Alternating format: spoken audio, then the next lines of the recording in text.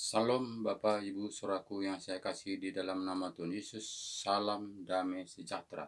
Di mana di pada pagi hari ini kita masih bisa tatap muka. Itu semua kami rasakan oleh tuntunan penyertaan perlindungan Tuhan yang Maha Kuasa. Di mana di pada pagi hari ini kita masih bisa merenungkan kemarin firman Tuhan. Jadi itu semua bukanlah karena kekuatan kita, bukanlah karena kehebatan kita, tapi karena Tuhan sangat mengasihi, sangat peduli kepada kita. Dari itu mari kita mengucap syukur dan mari kita sama-sama berdoa. Ya Bapa kami yang baik dalam kerajaan sorga, kami mengucap syukur kepada Engkau Tuhan, di mana Bapa Engkau telah membimbing, menopang, menyertai, melindungi, menyelamatkan kami pagi, siang, sore. Bahkan di malam hari tadi kami tidur nyenyak, dan di pada pagi ini Engkau telah banguni kami dengan sehat walafiat. Itu semua kami rasakan oleh tuntunan penyertaan perlindungan-Mu. Tuhan Yesus yang baik, teramat baik. Di pada pagi hari ini Tuhan, kami juga akan membaca sebagian firman-Mu. Engkau campur tangan ke karya, Engkau membukakan rahasia kami firman-Mu, sehingga betul-betul kami bisa mengerti dan bisa menjalankan seturut dengan kehendak-Mu. Kami percaya Bapa Engkau memberkati renungan pagi kami ini dari awal pertengahan berjalan dengan baik. Terima kasih Bapa, di dalam nama Yesus kami berdoa dan bersyukur. Haleluya. Amin. Shalom Bapak Ibu Saudaraku yang saya kasih di dalam nama Tuhan Yesus. Salam damai sejahtera. Di mana di pada pagi hari ini kita masih bisa tatap muka, itu semua karena Tuhan sangat peduli, sehingga kita masih diberikan kesempatan untuk merenungkan kebenaran firman Tuhan. Dari itu Bapak Saudaraku, mari kita buka Alkitab kita, di mana Alkitab kita di pada renungan kita di pada pagi hari ini, yaitu di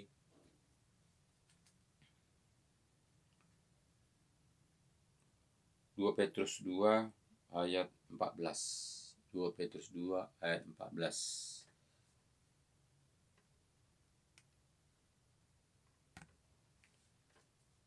Katanya begini. Ingatlah dan pesankanlah semuanya itu dengan sungguh-sungguh kepada mereka di hadapan Allah, agar jangan mereka bersilat kata, karena hal itu sama sekali tidak berguna, malah mengacaukan orang yang mendengarnya. Jadi Bapak Saudaraku yang dikasihi dalam nama Tuhan Yesus, kita diajari, di mana Rasul Paulus mengatakan janganlah kita bersilat lidah, tapi janganlah kita malu untuk menjadi saksi Kristus. Kita lakukan seturut dengan apa yang diajarkannya kepada kita. Jadi di sini kita melihat agar jangan mereka bersilat kata, karena hal itu sama sekali tidak berguna, malah mengacaukan orang yang mendengarnya. Usahakanlah supaya engkau layak di hadapan Allah sebagai seorang pekerja yang tidak usah malu, yang berterus terang memberitakan perkataan kebenaran itu. Jadi tak usah kita malu untuk memberitakan kebenaran, untuk memberitakan terang, untuk memberitakan jalan-jalannya Tuhan. Jangan kita pikirkan bahkan apa kata orang, apa sambutan orang. Yang penting kita sampaikan kebenaran firman Tuhan yang disampaikannya kepada kita, di mana kita diajari dengan tuntunan Roh Kudus. Jadi Bapak, Ibu, Saudaraku yang saya kasih di dalam nama Tuhan Yesus, di pada pagi hari ini juga saya menyampaikan firman Tuhan. Firman-firman kebenaran ini bukanlah dari hati saya, bukanlah dari benak pikiran saya, bukanlah dari pintaran saya, tapi karena Roh Tuhan yang bekerja. Roh Tuhan yang bekerja dalam roh saya, di mana roh Tuhan dimateraikan dengan roh saya. Jadi roh Tuhan yang berapi-api dalam hati saya, itulah yang saya lontarkan setiap paginya untuk memberitakan kebenaran firman Tuhan, untuk mengingatkan kita satu dengan lain. Jadi ini bukannya kekuatan saya, bukan karena kepintaran saya, tapi karena roh Tuhan bekerja. Jadi Bapak Ibu Saudaraku, yang saya sampaikan ini bukanlah mengajari, bukanlah berkhotbah, tapi saya ini hanya mengingatkan, mengingatkan kita supaya kita jangan diombang-ambingkan dunia ini, supaya kita jangan hanya mengandalkan manusia, tapi kembali kepada firman-firman kebenaran, karena semuanya itu dasarnya adalah firman. Jika kita tidak berdasarkan firman, kemanakah berlangkah jalan kita? Tentu kita akan diserongkan pelan-pelan supaya kita tidak mendapatkan kehidupan yang kekal itu. Karena Bapak Ibu Saudaraku yang saya kasih di dalam nama Tuhan Yesus, ini sudah akhir zaman. Setan sangat gencar-gencarnya untuk mencari mangsa, untuk dibawa ke api neraka bersama-sama dengan dia. Jadi dari itu Bapak Saudaraku, kita harus waspada supaya kita jangan terseret, supaya jangan kita tertipu, supaya kita jangan dibawa harus mengikut penghuni dunia ini. Jadi Bapak Ibu Saudaraku yang saya kasih di dalam nama Tuhan Yesus, dari itu kita harus kembali kepada firman-firman kebenaran, karena itu fokusnya, karena itulah tongkat kebenaran. Jika kita tidak kembali kepada firman-firman kebenaran, sehingga kita akan hanyut oleh karena goda-godaan dunia ini. Karena setan itu sangat licik, sangat pintar. Jadi Tuhan Yesus, kita lihat Tuhan Yesus saja digoda, apalagi lah manusia. Sangatlah empuk santapan setan, sangatlah kecil baginya. Jadi jika demikian Bapak Saudaraku, jangan pernah kita lalai untuk menghadapi perjalanan kita mendapatkan kehidupan yang kekal itu. Jadi kita harus kembali kepada ajaran Tuhan Yesus, taat dan setia. Ayat 6 mengatakan, usahakanlah supaya engkau layak di hadapan Allah sebagai seorang pekerja yang tidak usah malu, yang berterus terang memberitakan perkataan kebenaran itu. Tetapi hindarilah omongan yang kosong dan yang tak suci, yang hanya menambah kefasikan. Perkataan mereka menjalar seperti penyakit kanker. Di antara mereka termasuk Hikmeneus dan Piletus, yang telah menyimpang dari kebenaran dengan mengajarkan bahwa kebangkitan kita telah berlangsung, dan dengan demikian merusak iman sebagian orang. Tetapi dasar yang diletakkan Allah itu teguh, dan meterainya ialah Tuhan mengenal siapa kepunyaannya, dan setiap orang yang menyebut nama Tuhan hendaklah meninggalkan kejahatan. Jadi di sini Bapak Saudaraku yang saya kasih di dalam nama Tuhan Yesus, kita harus bergeser. Kita harus berpindah, hitam menjadi putih. Jadi jangan kita dinina-bobokkan dunia ini sehingga kita tenang-tenang saja, sehingga kita merasa kita ini sudah di dalamnya. Karena tanpa kita kembali kepada firman Tuhan, kita tidak bisa mengoreksi diri kita apakah memang kita ini sudah tepat sasaran. Jadi jika kita hanya mengikuti ajaran-ajaran manusia, semuanya baik, semuanya tepat. Jadi jika demikian, siapakah petunjuk itu? Siapakah yang menyelamatkan kita? Apakah manusia? Apakah Tuhan yang menciptakan kita? Jadi jika Tuhan yang menciptakan kita, menyelamatkan kita, tentu kita kembali kepada firman-firman kebenaran, di mana surat yang sudah ditulis di dalam Alkitab kita lakukan taat dan setia. Jika kita hanya mengikuti aturan-aturan manusia, tentu kita tidak akan mengerti arah tujuan kita, karena semuanya adalah baik.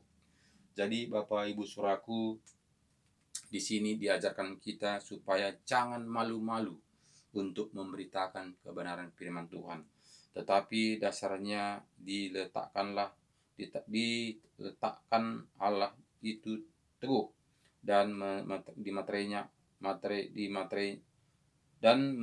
meterainya ialah Tuhan mengenal siapa kepunyaannya, dan setiap orang yang menyebut nama Tuhan hendaklah meninggalkan kejahatan.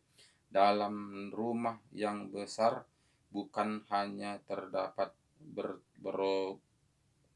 perabot dari emas dan perak, melainkan juga dari kayu dan tanah yang pertama dipakai untuk maksud yang mulia, dan yang terakhir untuk maksud yang kurang mulia.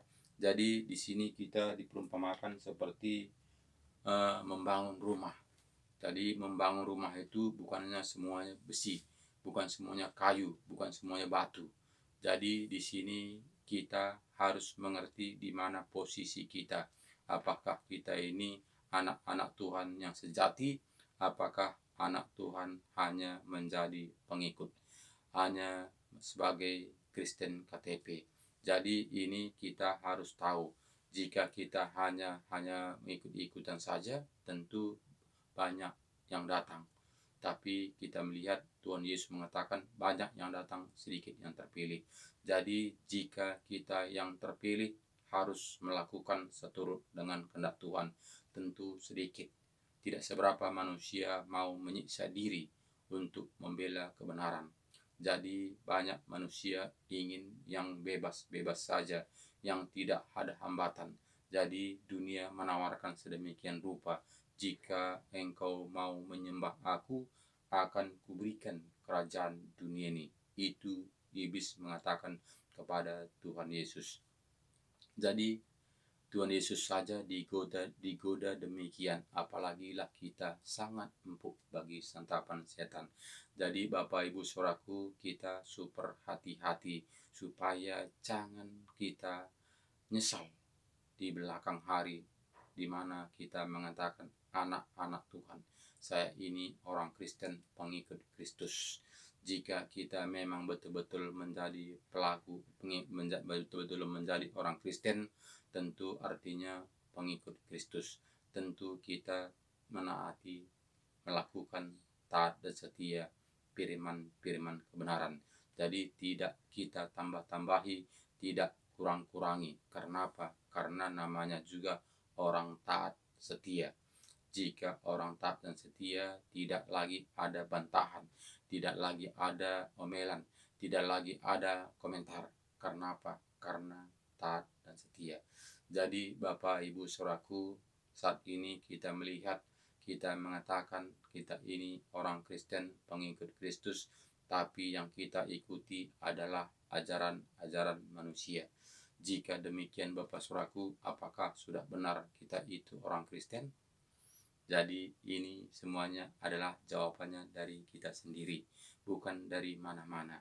Jadi jika kita memang betul-betul orang Kristen, pengikut Kristus, marilah kembali kepada firman kebenaran, yaitu Alkitab yang kita percayai, sehingga kita tidak lari daripada jalur, sehingga kita tidak terombang-ambingkan dunia ini, sehingga kita fokus kita adalah mendapatkan kehidupan yang kekal.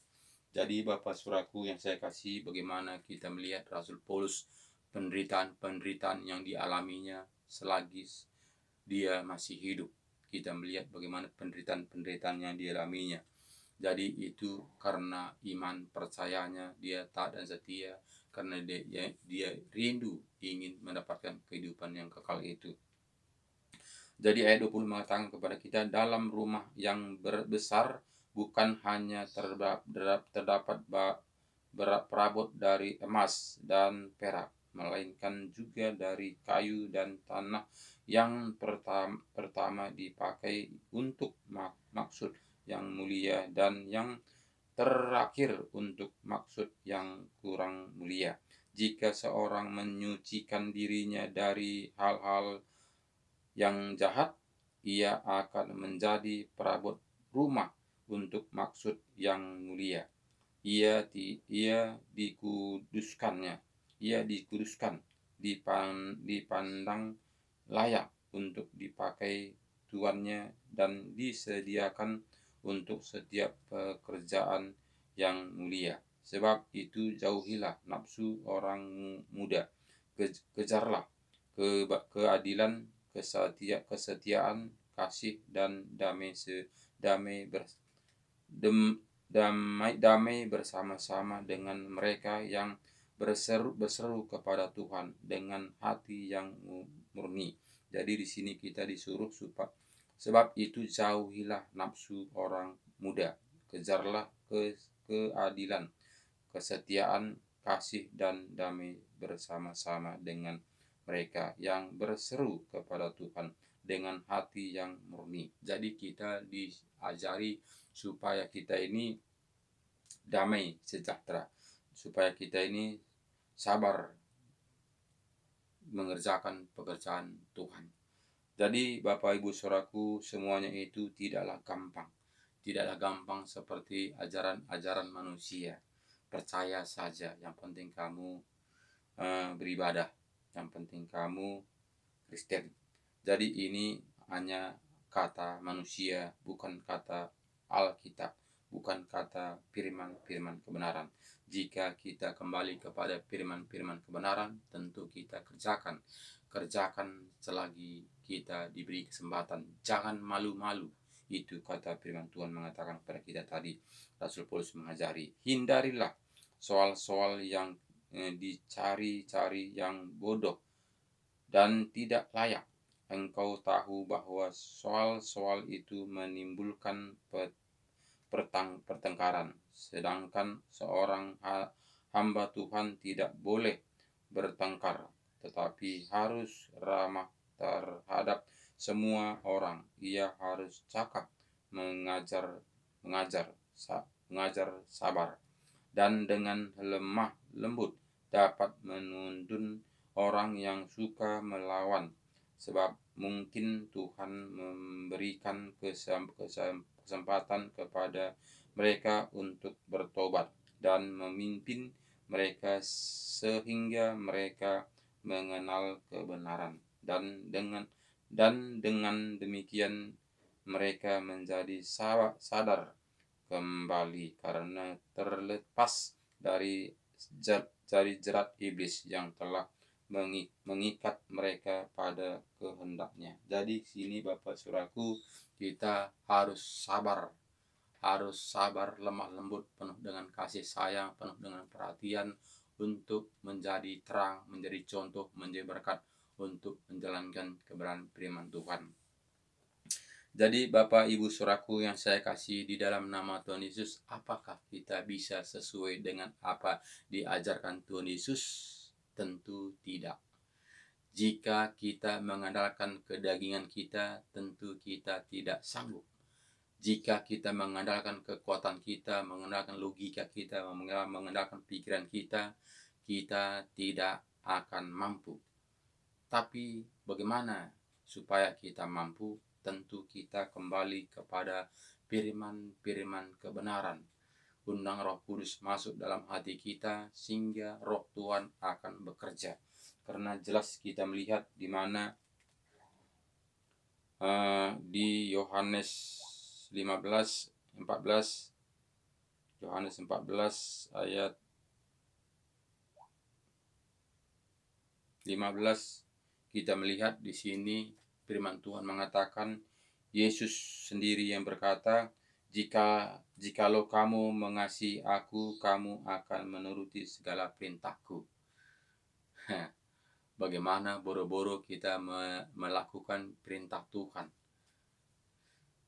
sedangkan diri kita saja kita tidak bisa taklukkan. Diri kita saja kita tidak bisa menguasainya. Jadi jika kita melakukannya dengan akal kita, jika kita melakukannya dengan kepintaran kita, kita tidak akan mampu. Apalagi Tuhan mengatakan kepada kita, jikalau kamu mengasihi aku, kamu akan menuruti segala perintahku. Jadi tidaklah gampang mengikuti seturut dengan perintah Tuhan. Tidak gampang, apalagi kita tidak menanggalkan kedagingan kita, kita tidak akan dapat. Tentu daging kita bunyi, tentu daging kita menjerit. Jadi tidak seberapa manusia ingin menanggalkan kedagingannya. Rata-rata manusia yang hidup dalam dunia ini mencari kepuasan, mencari ketenangan, mencari kenyamanan, mencari kesenangan dengan pesta, pora, dan sebagainya. Jadi itu rata-rata dunia cari. Tidak ada manusia mau menderita hidup dalam dunia ini. Jadi Bapak, Ibu, Saudaraku yang saya kasih di dalam nama Tuhan Yesus, Yesus mengajari kita, diberi tugas kepada kita, karena kita itu adalah ahli waris, karena kita itu adalah anak-anaknya, karena kita itu adalah generasi penerus. Tentu kita melakukan pekerjaan-pekerjaan Tuhan yang dipercayakannya kepada kita. Jadi mengerjakan pekerjaan Tuhan itu tidaklah gampang. Jadi jika demikian, bagaimana kita melakukannya seturut dengan firman-firman kebenaran? Hanya kita melakukannya dengan iman percaya. Kita undang Roh Kudus masuk dalam hati kita, sehingga Roh Kudus akan bekerja. Kita hanya membuka hati kita, bukan dengan akal kita, bukan dengan kepintaran kita, bukan dengan kegigihan kita, tapi karena Roh Tuhan bekerja. Di mana kita melihat ayat 16, Aku akan minta kepada Bapa dan Ia akan memberikan kepadamu seorang penolong yang lain supaya Ia menyertai kamu selama-lamanya. Jadi firman Tuhan mengatakan akan kuberikan Roh penolong yang menyertai kita selama-lamanya sampai kita mengakhiri hidup di dalam dunia ini. Jadi Bapak, Ibu, Saudaraku yang saya kasih di dalam nama Tuhan Yesus, kita kuat, kita bisa, kita melakukan firman Tuhan itu karena ada Roh penolong. Bukan karena kekuatan kita, bukan karena logika kita, bukan karena kepintaran kita, tapi karena ada Roh Tuhan untuk menolong, menuntun, menyertai kita. Jadi jelas firman Tuhan mengatakan di sini Bapak Saudaraku, ayat 17 mengatakan kepada kita, yaitu Roh kebenaran. Dunia tidak dapat menerima Dia, sebab dunia tidak melihat Dia dan tidak mengenal Dia. Tetapi kamu mengenal Dia, sebab Ia menyertai kamu dan akan diam di dalam kamu. Jadi Bapak Saudaraku, dunia tidak akan mengenal Dia. Dunia tidak akan percaya. Dunia tidak akan taat akan kepadanya. Karena apa? Karena dia tidak melihat Dia. Jadi Bapak, Ibu, Saudaraku yang saya kasih di dalam nama Tuhan Yesus, jika memang betul-betul Roh Tuhan sudah ada di dalam kita, Roh penolong itu, tentu kita beda. Tentu kita ada tujuan apa yang kita lakukan. Karena yang mengatur itu bukanlah diri kita, yang mengajari itu bukanlah dengan akal kita, tapi karena ada Roh penolong, yaitu Roh Kudus. Jadi Bapak, Ibu, Saudaraku yang saya kasih di dalam nama Tuhan Yesus, jika tidak ada Roh penolong itu, kita tidak akan bisa menanggalkan kedagingan kita. Kita tidak akan bisa menanggalkan hawa nafsu kita. Tentu kita dipengaruhi oleh dunia ini. Tentu kita akan mengikuti aturan-aturan dunia ini, sehingga banyak orang Kristen pada saat ini dia mengatakan saya ini anak Tuhan, saya ini orang Kristen, pengikut Kristus, tapi yang diikuti bukanlah Kristus, tapi yang diikuti adalah ajaran-ajaran manusia. Itu nyata yang kita lihat akhir-akhir zaman ini. Jika memang kita mengikuti aturan-aturan Tuhan Yesus, kita melihat bagaimana Nabi Nuh, bagaimana Bapak kita, Bapak Abraham, dia taat dan setia. Jadi itulah gambaran, itulah contoh yang diberikan Tuhan kepada kita, supaya jangan kita nanti tinggal. Kita menganggap kita sudah mendapat tiket, nyatanya aku tidak kenal kamu. Enyahlah kamu pembuat kejahatan. Jadi ini harus kita waspada dari sekarang, selagi Tuhan masih memberi kesempatan buat kita. Jadi Bapak Saudaraku yang saya kasih di dalam nama Tuhan Yesus, bukan hanya kita percaya saja, bukan hanya kita Kristen saja, tapi mari kita gali kebenaran firman Tuhan ini bagaimana seturut dengan rencana Tuhan dalam kehidupan kita. Jadi tidak cukup hanya kita bergereja saja, tidak cukup kita hanya percaya saja. Mari kita uji firman Tuhan ini dalam kehidupan kita supaya kita benar-benar mendapatkan janji-janji Tuhan itu. Jadi Bapak, Ibu, Saudaraku yang saya kasih di dalam nama Tuhan Yesus, marilah kembalilah kepada firman-firman kebenaran. Usahakanlah semaksimal mungkin membaca firman Tuhan, undang Roh Kudus masuk dalam hati kita sehingga kita akan dibukakan rahasia-rahasia kebenaran firman Tuhan sehingga kita mengerti jalan-jalannya Tuhan. Jika kita tidak mengundang Roh Kudus, kita akan ikut-ikutan saja. Kita akan mengikuti aturan-aturan manusia. Kita akan mengikuti kebiasaan-kebiasaan kita. Karena apa? Karena tidak ada mengoreksi diri kita dari firman-firman kebenaran. Jadi itu Bapak Saudaraku, tetap semangat, kembalilah kepada firman-firman kebenaran. Terima kasih banyak, semangat terus, jaga kesehatan. Shalom.